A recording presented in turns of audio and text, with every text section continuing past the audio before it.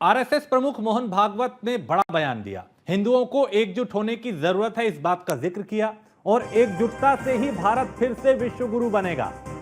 तेजी से बढ़ती देश की अर्थव्यवस्था और मजबूत होगी। भागवत ने वरिष्ठ कार्यकर्ताओं से अपील की कि पंचायत कर हिंदू धर्म का संदेश दें, तो सनातन धर्म को सर्वोपरि रखने पर जोर दिया। तेजी से बढ़ती देश की अर्थव्यवस्था और मजबूत होगी। भागवत ने वरिष्ठ कार्यकर्ताओं से अपील की है कि पंचायत करें अपने अपने इलाकों में, लोगों को संदेश दें एकता का, हिंदू धर्म का संदेश दें।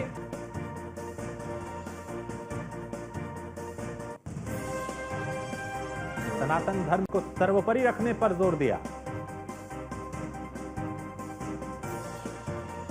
तो मोहन भागवत का यह बयान।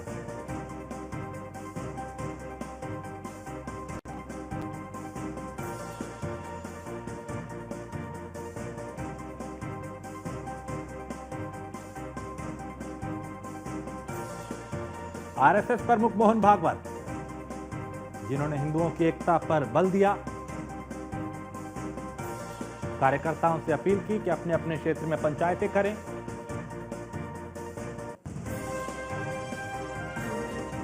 और एसके वाजपेयी लखनऊ से हमारे संवाददाता इस पे ज्यादा जानकारी के साथ। एसके, प्रधानमंत्री ने कहा था कि एक रहेंगे तो सेफ रहेंगे, मुख्यमंत्री ने कहा था बटेंगे तो कटेंगे, और अब मोहन भागवत कह रहे हैं कि हिंदुओं को एक होने की जरूरत है। इसी बात को आगे बढ़ाया जा रहा है।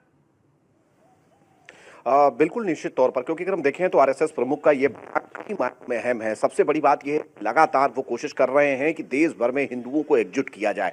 हालांकि इसको लेकर वो उत्तर प्रदेश के अलग अलग जिलों का लगातार दौरा कर रहे हैं, क्योंकि संघ जिस तरीके से अपने अभियान उत्तर प्रदेश में चला रहा है, उन अभियानों में तेजी आए और जो कहीं ना कहीं संघ की एक अपनी कार्य प्रणाली है, एक अपनी कार्यशैली है, उसको तेजी के साथ आगे बढ़ाई जाए, उत्तर प्रदेश में शाखाओं की संख्या बढ़ जाए। इसको लेकर वो लोगों के बीच जा रहे हैं, अपने पार्टी अपने संघ पदाधिकारियों और साथ ही साथ जो स्वयं सेवक हैं उनके साथ लगातार बैठकों का दौर चल रहा है। और ऐसे में हिंदुओं को एकजुट करने की बात कहना, सनातन को लेकर लोगों के बीच पंचायत करना, उनको एक दूसरे के साथ जोड़ना, जाति वेद धर्म जो है उसको कहीं ना कहीं मिटाना, ये बहुत सारी बातें लगातार संघ प्रमुख की तरफ से कही जा रही है। हालांकि इसके पहले, जैसा कि आपने भी कहा, कि मुख्यमंत्री योगी आदित्यनाथ और प्रधानमंत्री मोदी भी इस बात को अपने शब्दों में दोहरा चुके हैं। उसकी वजह है उत्तर प्रदेश में जिस तरीके से चीजें लगातार चल रही हैं। 2027 में विधानसभा का चुनाव होना है, बीजेपी दूसरी बार सत्ता में है और ऐसे में तीसरी बार हैट्रिक लगाने के लिए बीजेपी तैयार है।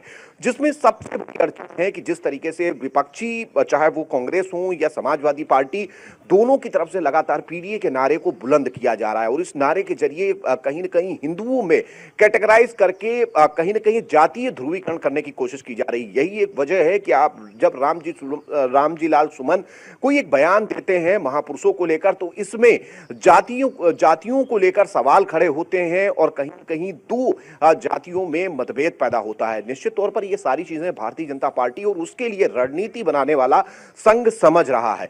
यही एक वजह है कि संघ प्रमुख मोहन भागवत की तरफ से यह बयान दिया गया और यह बताया गया कि आप सनातन को लेकर पंचायत करें, जाति का जो विभेद है उसको मिटाएं और इस तरीके के कार्यक्रम करें कि लोगों को एक दूसरे के साथ जोड़ें, हिंदुओं की एकता के बारे में बताएं, सनातन की सर्वश्रेष्ठता के बारे में बताएं।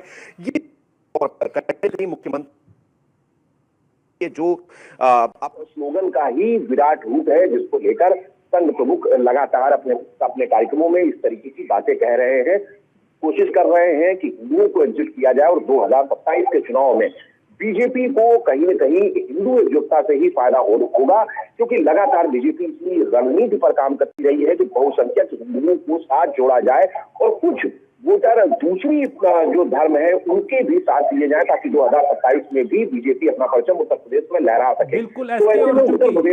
एसके, चूंकि विपक्ष जो है वो जातियों की बात करता है, खासकर अखिलेश यादव उत्तर प्रदेश में पीडीए के फॉर्मूले के साथ आगे बढ़ रहे हैं, क्या ये उसकी काट है और क्या विपक्ष को भी आईना दिखाने का काम है? क्योंकि हिंदू वोटरों को एकजुट करना सनातन के जरिए, हिंदुत्व के जरिए 27 के लिए एक संदेश देने की कोशिश है, क्योंकि बीजेपी भी संघ के बिना आगे नहीं बढ़ सकती।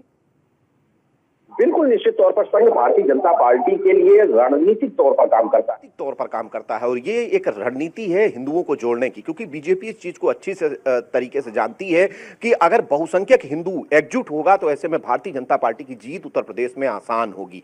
और सीधे तौर पर इसके बड़े मायने हैं, क्योंकि भारतीय जनता पार्टी जहां एक तरफ बहुसंख्यक हिंदुओं को एकजुट करने की कोशिश कर रही है, तो दूसरी तरफ वो समाज जो कि भारतीय जनता पार्टी के साथ पहले नहीं जुड़े रहे, उनको भी साथ लेने की कोशिश है, चाहे वो बौद्ध समाज हो, चाहे वो जैन समाज हो, पसमानदा समाज हो, या ट्रिपल तलाक के जो मुस्लिम पीड़ित। और सीधे तौर पर इसका फायदा भारतीय जनता पार्टी को मिलता भी रहा है, चाहे वो कुदरती का चुनाव रहा हो, चाहे वो कटहरी का चुनाव रहा हो, कानपुर के सीतामऊ में जीत का अंतर कम होने की बात रही हो। निश्चित तौर पर जहां मुस्लिम बाहुल्य इलाके हैं वहां पर बीजेपी ने कहीं न कहीं बेहतर परफॉर्म किया है। तो ये एक रणनीति का हिस्सा है, खासतौर पर 2027 के लिए कि कैसे बहुसंख्यकों को साथ लाया जाए। जो जातियों को लेकर विपक्ष एक रणनीति कर रहा है, खासतौर पर पीडीए के नारे को लेकर, उस नारे की काट में बहुसंख्यक हिंदुओं को जोड़ने की बात आरएसएस प्रमुख की तरफ से कही जा रही है।